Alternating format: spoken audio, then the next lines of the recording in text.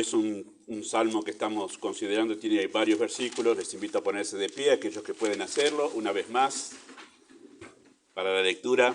Salmo 42, al músico principal, másquil de los hijos de Coré. Como el ciervo brama por las corrientes de las aguas, así clama por ti, oh Dios, el alma mía. Mi alma tiene sed de Dios, del Dios vivo. ¿Cuándo vendré y me presentaré delante de Dios?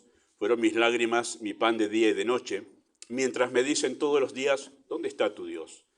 Me acuerdo de estas cosas y derramo mi alma dentro de mí, de cómo yo fui con la multitud, y la conduje hasta la casa de Dios, entre voces de alegría, de alabanza del pueblo en fiesta. ¿Por qué te abates, oh alma mía, y te turbas dentro de mí? Espera en Dios, porque aún he de alabarle, salvación mía y Dios mío. Dios mío, mi alma está abatida en mí.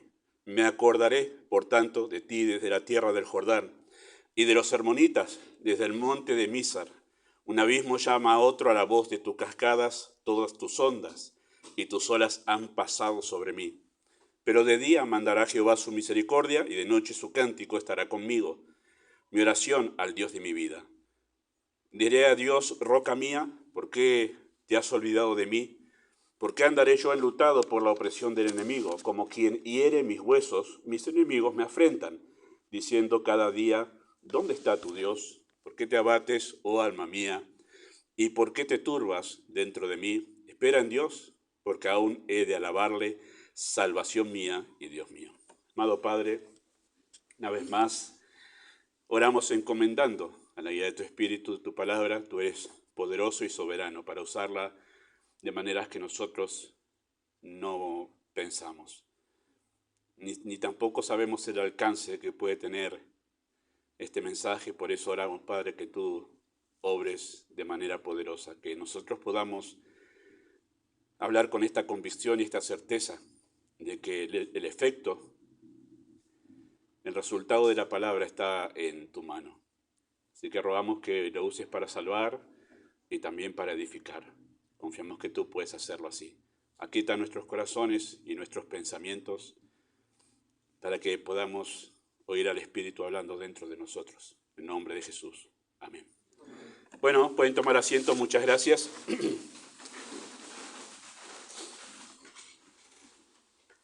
Bueno, antes de abordar la parte que corresponde hoy sobre el tema de la depresión, eso estamos abordando ahora en el asunto de consejería, voy a decir algo que me preguntaron después del mensaje de la semana pasada sobre el tema de la depresión, y era la pregunta natural. En realidad yo lo había pensado cuando estaba estudiando para hacer la diferencia entre lo que es depresión y una tristeza natural, ¿sí? Tener y experimentar una tristeza sin que eso llegue a ser una depresión. ¿Cuál es la diferencia entre una cosa y la otra? Bueno, algunas cosas que yo entiendo, quizás hay más, pero entiendo que son las diferencias. Una es que en la depresión uno pierde la esperanza, y en la tristeza no.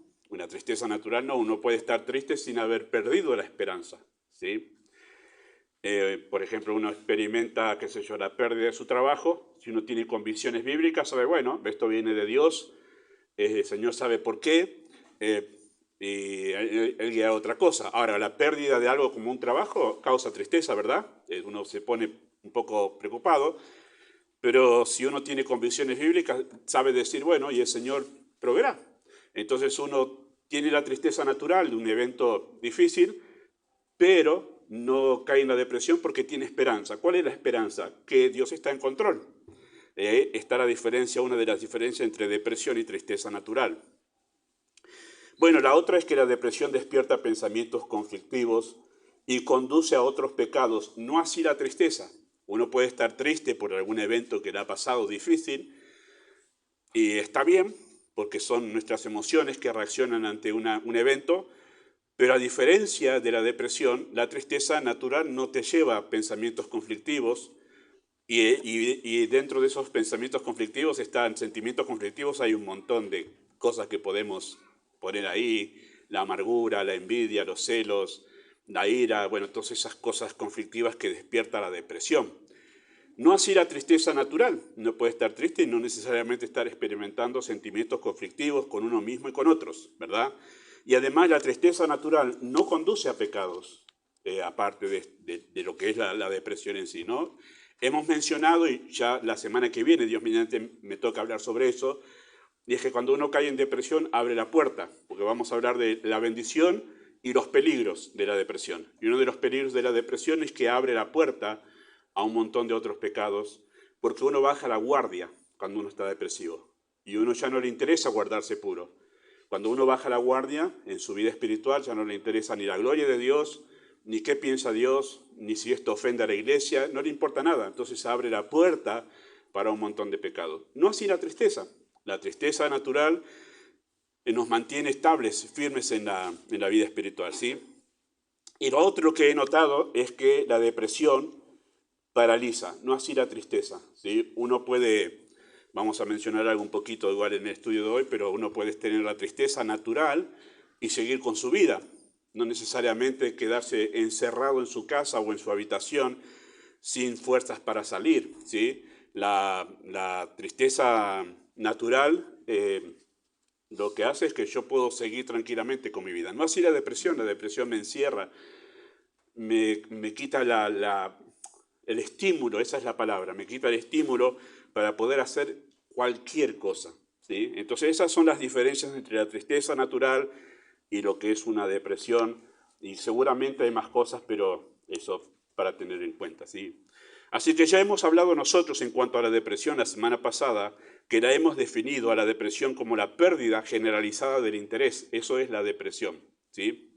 Vamos a escuchar, ¿sí?, la enseñanza. Muy bien. La pérdida generalizada del interés. Y después hemos visto nosotros las causas, ¿sí?, de la depresión, o mejor dicho, los diferentes contextos, ¿sí?, donde nuestro corazón es inclinado a la depresión, ¿sí? Los diferentes contextos donde nuestro corazón es inclinado a la depresión. Y no puse las causas porque es lo más común, ¿sí? Eso, puse las causas porque es lo más común que nosotros decimos, bueno, la depresión vino a causa de esto, pero en realidad es el contexto. Hoy vamos a ver que la raíz es más profunda, ¿sí? Hay otra cosa que ocasiona la depresión, pero lo menciono así porque si usted escucha sobre esto, lee sobre esto, va a encontrarlo ahí, ¿sí? Y es interesante que la depresión suele despertarse, en nosotros por un detonante, ¿sí? Hay un detonante, como un botón, ¿sí? El detonador, solemos decir, ¿sí? O sea, algo que estimula esos sentimientos de profunda tristeza y melancolía. Hay un detonante. La persona que suele caer en depresión periódicamente, sí, que lo tiene como un problema ya arraigado en su corazón, y voy a decir esto, que lo mencionamos la semana que viene seguramente también, que es el hecho de que así como hay personas que tienen problemas con la ira, lo tendrán todo el resto de su vida, creyentes, hay creyentes que tienen problemas con la codicia, estarán luchando con la codicia toda su vida, ¿sí?, con la codicia al dinero, y como hay creyentes que lucharán toda su vida con la lujuria, así hay creyentes que lucharán toda su vida con la depresión, ¿sí? Es un problema semejante a los demás, ¿sí?, con el cual la persona luchará siempre. Hay personas que tenderán continuamente a ser tentados, ¿sí?, llevados por su corazón a esto. ¿Qué los lleva a eso? Bueno, hay un detonante. Suele haber un detonante en estas ocasiones, ¿sí? Y ese detonante puede ser una palabra precisa, ¿sí?, algo que escucha, porque eso fue lo que en ciertas circunstancias, en cierto contexto, produjo una experiencia muy triste para la persona. Entonces escuchan tal palabra y ¡pum!, es como un detonante, enseguida les cambia la cara y enseguida caen en depresión. O música, ya les he contado de mi experiencia personal con la depresión, puede ser música. Hoy ya no es un detonante para mí, ya lo tengo controlado gracias al Señor y superado a ese asunto, pero el asunto es música. Automáticamente escuchaba música y ¡pum!, se disparaban todos los pensamientos acerca de las experiencias que en el pasado me habían causado tristeza, y era una tras otra, es como una película que va pasando en la mente, y uno se enajena de la situación donde está, porque eso hace el depresivo, se enajena de su entorno, y se pasa como a otra esfera, a otro mundo, y es un mundo oscuro, y es un mundo oscuro. Un mundo donde vamos a hablar en un domingo de los hijos el problema de la autoconmiseración. Es un mundo oscuro donde yo caigo en la autoconmiseración, ¿sí? Y puede ser eso, música, puede ser un evento, una situación particular donde justamente me llevó a vivir algo que no puedo superar, puede ser una persona, que es lo que provoca ese detonante para caer en depresión, un lugar y muchas otras cosas más que pueden servir como detonante. Bueno, lo que va a tener que hacer la persona que tiene problemas y que sabe cuál es el detonante que le lleva a la depresión es aprender a dominar eso, a dominarlo. ¿Sí? Ya les he contado en otro momento sobre un matrimonio anciano, me parece que ya están con el Señor, porque los conocí en el año 95 en Colonia, Uruguay, y eran una parejita de ancianos muy amorosos, muy fieles al Señor. Daba gusto estar con ellos siempre, porque uno se sentía edificado simplemente con charlar de cualquier cosa con ellos. Uno se sentía edificado en la fe. Ellos tenían un perro, yo le digo Lassie, son Collie, ¿verdad? Ahí está. Yo que no domino perros. Y él me contaba que ese perro que tenían, cuando pasaba por cierta casa, cuando lo sacaban, cambiaba su actitud y se ponía a llorar. Había pasado algo con un perro creo que se habían criado juntos, justo en esa casa, con otro perro de esa casa, que no sé si lo había lastimado o lo había matado así, pero le había quedado eso. Era automático, el perro pasaba por esa casa y automáticamente cambiaba su ánimo. Un detonante, un lugar. ¿Sí? Bueno, dos personas, queridos hermanos, pueden atravesar la misma situación conflictiva. Una se deprime y la otra no. ¿Por qué? ¿Por qué dos personas atraviesan o están en la misma situación conflictiva y una se deprime y la otra no? La respuesta más común es decir, y bueno, pastor, ¿por qué es depresivo? Bueno, y uno de ellos incluso puede tener tristeza natural sobre ese evento y sigue con su vida normal, pero el otro no. El otro empieza a caer en depresión. ¿A qué se debe eso? ¿A qué se debe? Porque nosotros al tener en cuenta eso, y lo sabemos muy bien a eso, porque cualquiera lo puede ver en cualquier situación, que hay personas que se deprimen y otras siguen adelante con su vida, ¿a qué se debe eso? Bueno, sabemos que no es la situación, no es la circunstancia lo que provoca depresión. Yo tengo que cambiar de circunstancia para no deprimirme más. No, eso no es. Tengo que dejar de ver a tal persona para no deprimirme más. No, porque evidentemente hay otro problema, porque como los demás ven a tal persona y no se deprimen, o están en tal circunstancia y no se deprimen. Entonces el problema no es la circunstancia.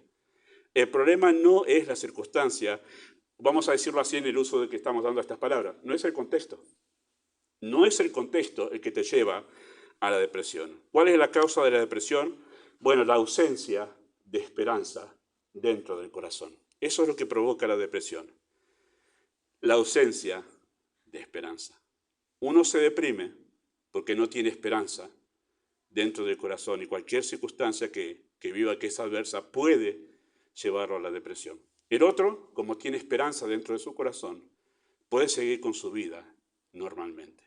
¿Qué lo mueve? ¿Qué mueve a una persona para que no caiga en depresión en situaciones difíciles? La esperanza. La esperanza. ¿Qué es la esperanza? Bueno, en el mundo la esperanza es un fuerte deseo de que algo se cumpla. Yo tengo esperanza de que tal cosa. Es como una expresión de deseo. Así se ve la esperanza en el mundo. Pero en la Biblia no es así.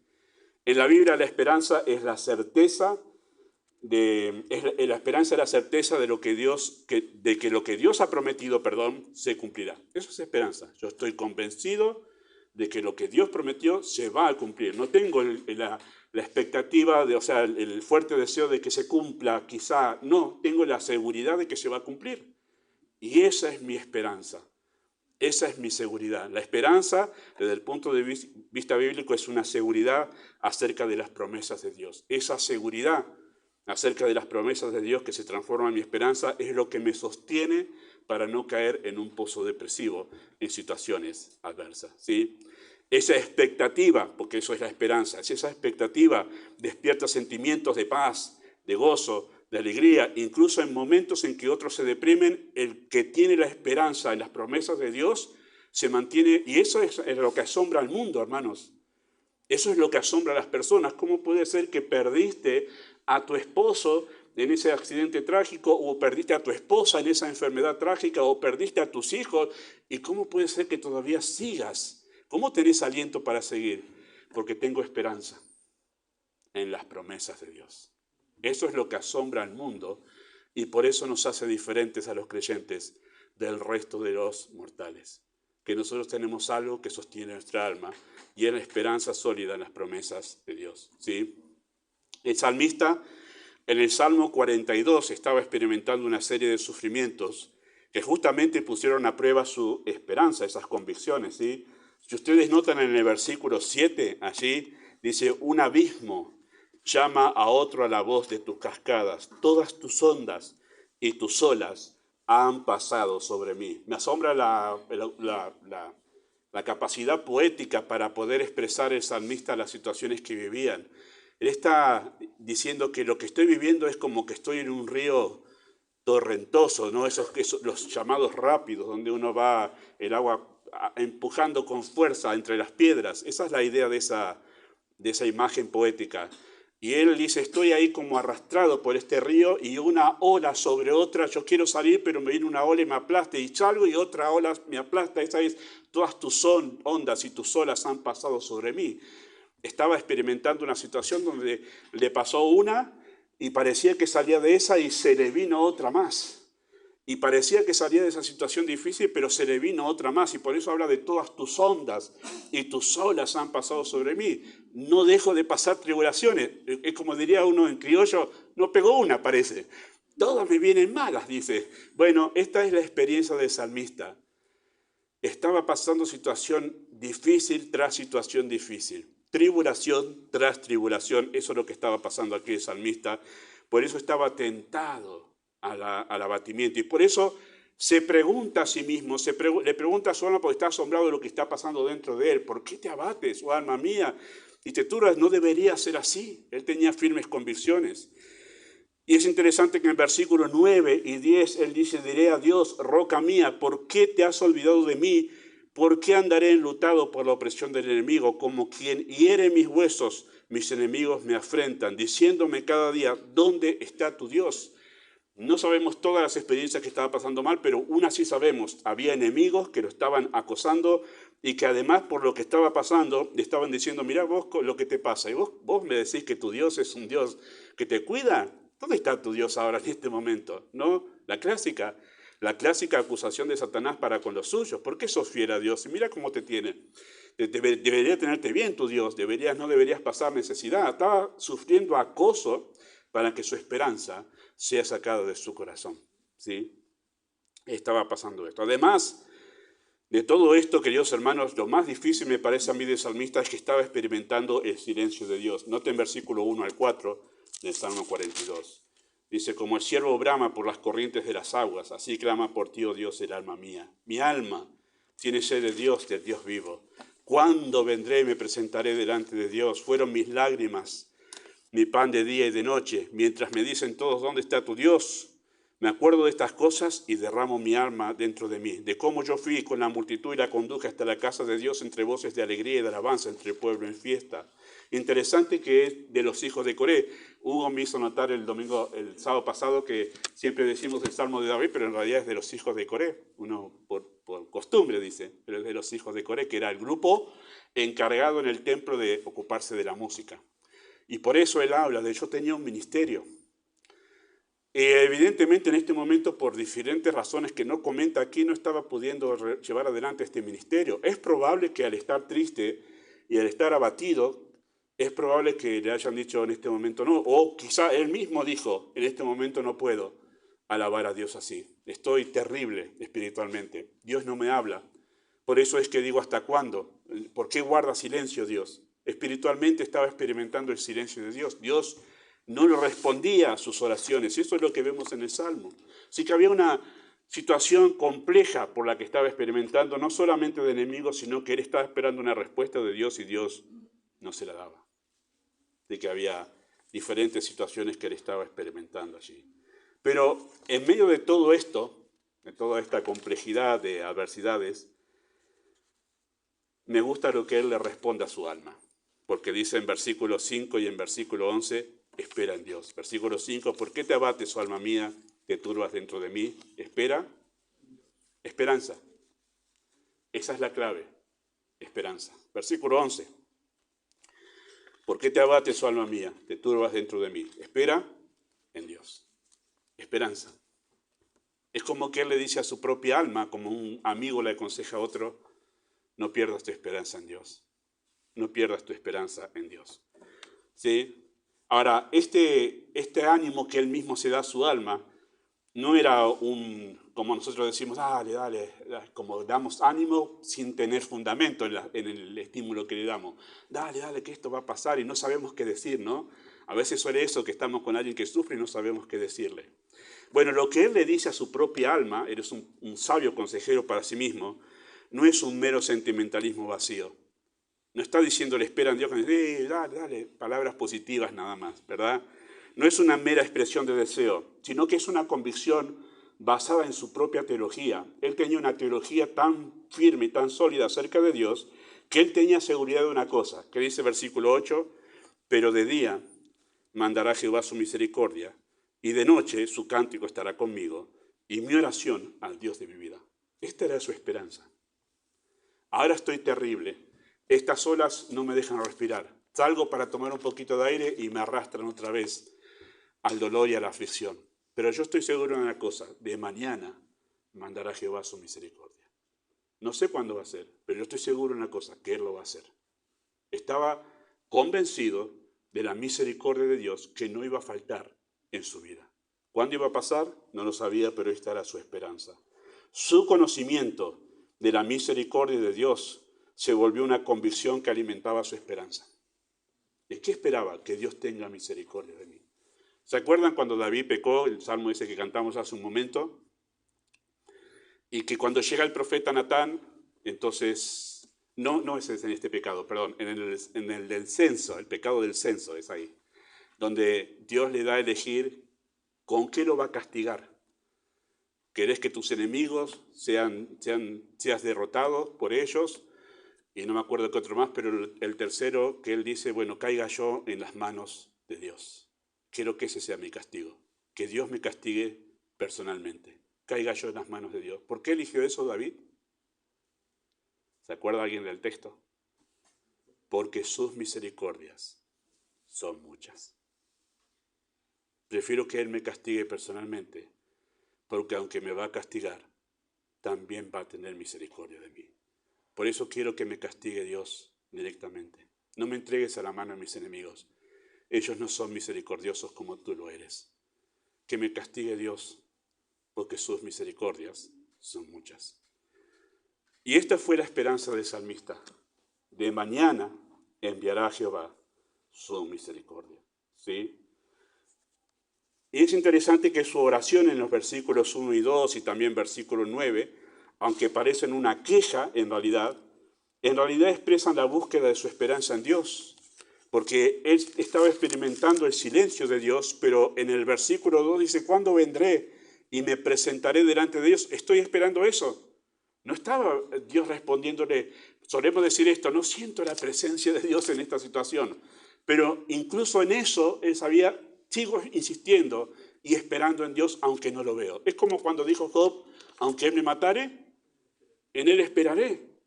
O sea, sostenía todavía en medio de su abatimiento su esperanza en que la misericordia de Dios iba a llegar a su vida.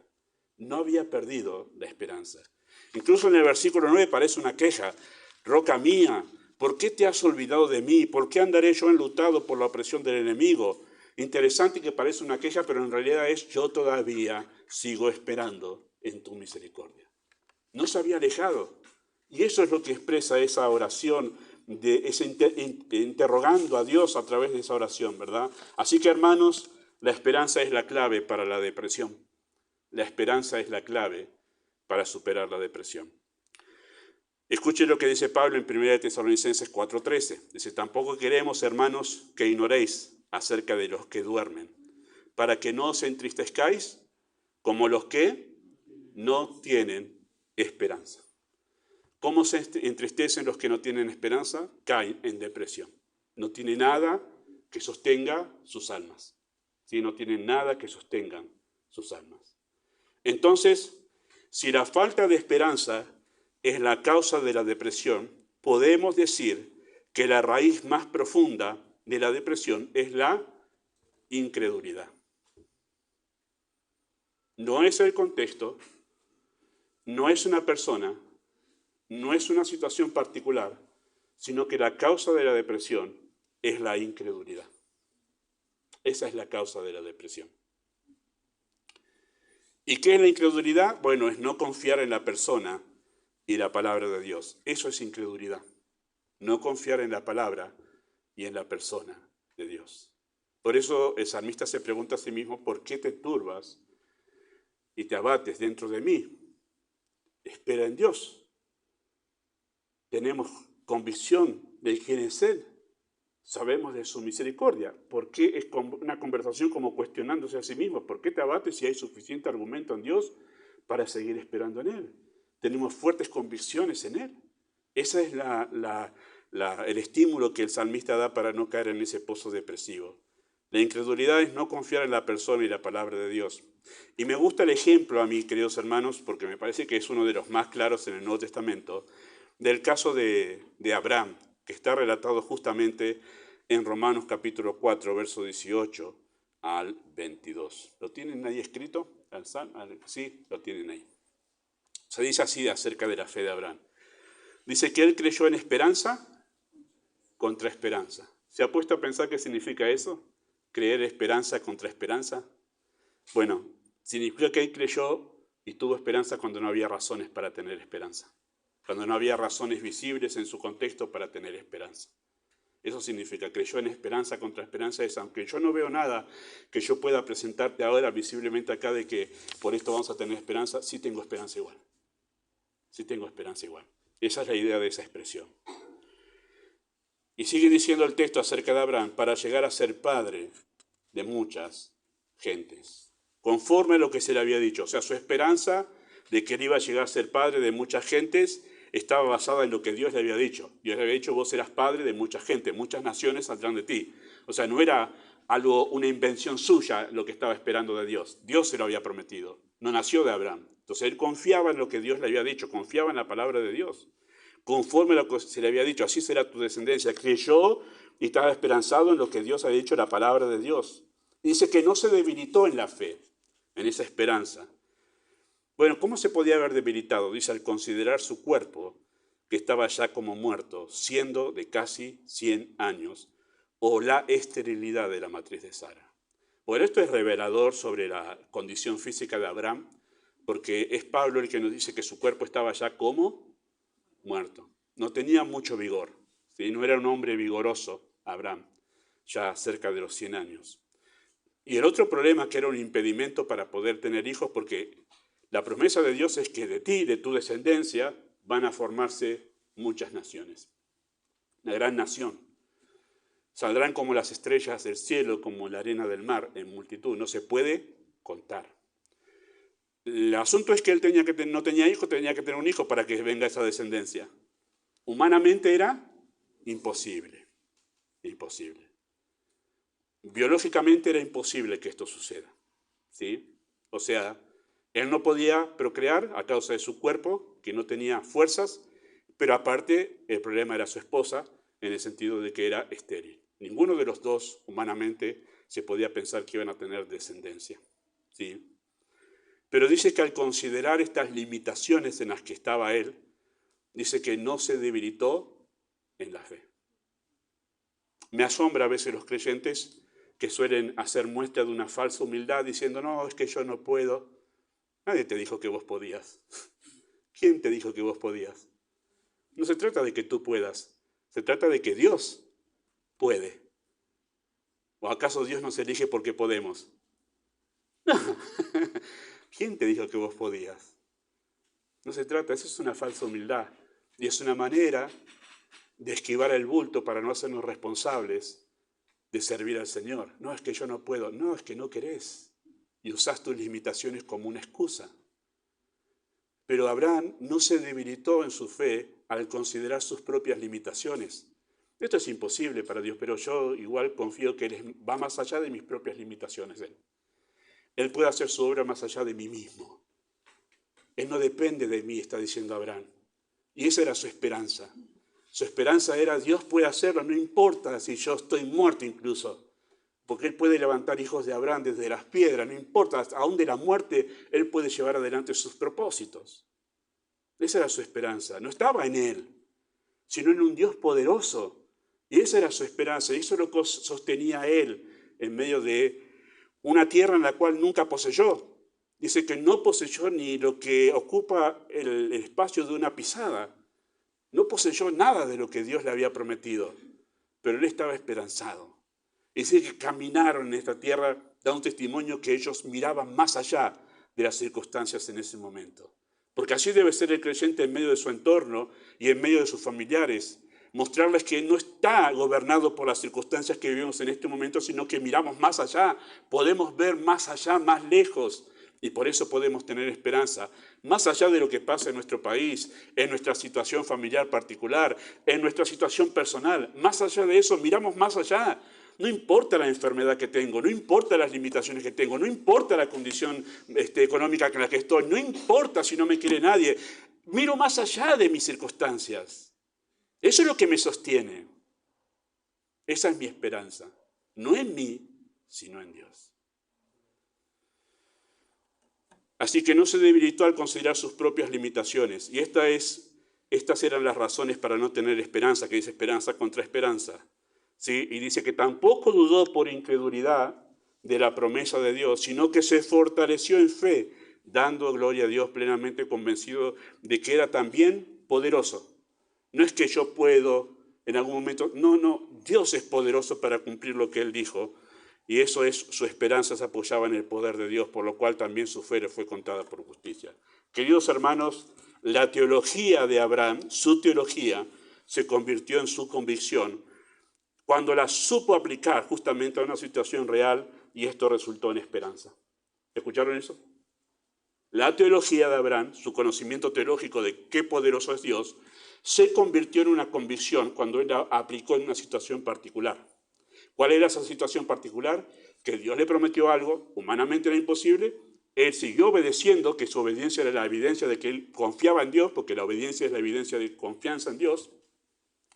Lo siguió haciendo porque hizo de ese conocimiento de Dios una convicción. Esa convicción era su esperanza, era lo que lo sostenía.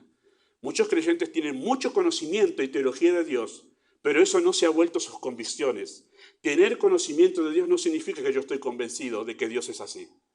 Es cuando yo estoy en situaciones de aprieto, situaciones difíciles, donde yo sigo manteniendo que Dios es así y me mantengo en obediencia a Dios porque creo eso, es ahí cuando esa teología, eso que sé de Dios se ha vuelto una convicción que sostiene mi vida en momentos difíciles.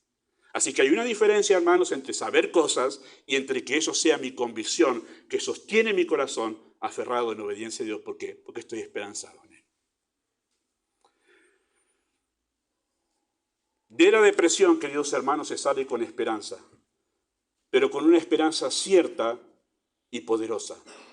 Tiene que ser una esperanza que me permita ver mis sufrimientos desde una perspectiva diferente, porque eso es lo que pasa con el depresivo, que está ligado y casi como que son amigos con la autoconmiseración. La depresión da como rienda suelta a la autoconmiseración, es uno de los pecados a los que conduce justamente la depresión, a la autoconmiseración, ¿sí? Donde yo me estoy viendo a mí y no a Dios, sino a mí en medio del sufrimiento. Entonces me empiezo a tener lástima de mí mismo y empiezo a decir, pobrecito de mí. Imagínense Abraham, pobrecito de mí, soy viejo, debilitado, y para que todos tengan lástima hablando de Abraham y su problema. Pero Abraham no permitió que se pusiera la vista en él. ¿A dónde guiaba la vista de su entorno Abraham? A Dios. No permitió que la gente vea al débil Abraham, sino al poderoso Dios. Eso fue lo que hizo. Voy a hablar un domingo, y lo repito, de lo peligroso y dañino y perverso que es la autoconmiseración, porque el que se cae en la lástima personal le roba la gloria a Dios y quiere que todos estén a su alrededor mirando su miseria. Cuando los que tienen esperanza en Dios dicen, no me mires a mí, no importa a mí, míralo a Dios. Es el poderoso aquí. Cuando conocemos a Dios, queridos hermanos, como la Biblia lo revela, podemos descansar en su control soberano de nuestras circunstancias, su propósito santificador y su amor inalterable. Perdiste el trabajo, supongamos, ¿no? Es ese momento cuando tú empiezas a decir, ¿creo en un Dios soberano o no? O me empiezo a desesperar. O empiezo a decir, Dios se olvidó. ¿Te aseguro que se olvidó de ti? ¿Es así? Ahí hasta ahí llega tu convicción. Te topaste con una enfermedad crónica. La tenés ahora que llevar de por vida. Es ahí en ese momento cuando tú tienes que pensar si crees en el amor inalterable de Dios, que Dios te sigue amando, como te amó desde la eternidad y desde el momento que te salvó, te lo manifestó. ¿Crees eso? ¿Crees que Dios todavía te sigue amando? Es ese momento donde tu conocimiento de la teología se tiene que aplicar en ese momento a la situación real y cambiar tu actitud hacia la circunstancia. Porque si tu actitud no cambia hacia la circunstancia, es que tú todavía no crees que Dios es lo que tú dices que es. Ese es el problema. Cuando tú no cambias la actitud en la circunstancia, no estás creyendo que Dios es lo que tú me estás diciendo que es. Me estás siendo contradictorio. Me estás diciendo que Dios es poderoso, pero tú estás negando tu fe. Eso es. La teología del salmista, queridos hermanos, era tal que él podía decirse a sí mismo, espera en Dios. Olas sobre olas, no me dejan respirar, espera en Dios. Mis enemigos me dicen, ¿dónde está tu Dios ahora? No importa dónde está, no sé dónde está, no lo escucho, no lo veo, no sé dónde está, pero yo espero en Él todavía. Espera en Dios, porque aún he de alabarle. Él tenía esperanza de volver a ser el director del coro en el templo. Aún he de alabarle. De la depresión, queridos hermanos, se sale aferrándonos fuertemente a una esperanza. Es interesante que esa palabra esperanza en el Antiguo Testamento, ¿sí?, viene de una raíz que significa cuerda, una cuerda, ¿sí? Un pedazo de cuerda. ¿Y por qué viene de esa idea de ahí la esperanza? Porque habla de la idea de atar, de hacer un nudo y atar fuertemente. De ahí viene la idea de esperanza. En su raíz es atar, ¿sí? Como uno está aferrado fuertemente a algo. Y de ahí donde viene la misma idea de la palabra que se usa en Josué, capítulo 2, cuando se le pide a Rahab que ate. Esa es la palabra que se usa ahí. Esperanza, que se traduce esperanza en otros libros, en otros textos de la Biblia, es la misma palabra. Ata, es la palabra esperanza. Aunque todo esto va a ser destruido, Rahab, ata esta cuerda en tu ventana, porque va a demostrar que tú, aunque todo esto se desmorona, tú tienes esperanza. Es ese Dios al cual tú conoces. Tremendo. Cuando las adversidades se sobrevienen como olas unas sobre otras, el salmista abatido ató su corazón a una convicción. Espera en Dios. Amado Padre Celestial, pedimos que tú uses tu palabra, que tú trates con nuestros corazones, que lo que nosotros creemos de ti no será mero conocimiento intelectual, sino que sea aquella verdad que sostiene nuestras vidas en momentos de confusión, de adversidad y de aflicción. Que sea aquello que sostiene nuestras vidas cuando somos sorprendidos por la muerte, cuando tú quitas y arrebatas personas de nuestro lado, cuando perdemos cosas que nosotros necesitamos. Que esto sea el sostén para nuestras vidas, lo que conocemos y creemos cerca de ti. Que los que están a nuestro alrededor puedan palpar que Dios es real para nosotros. Pedimos esto en el nombre de Jesús. Amén.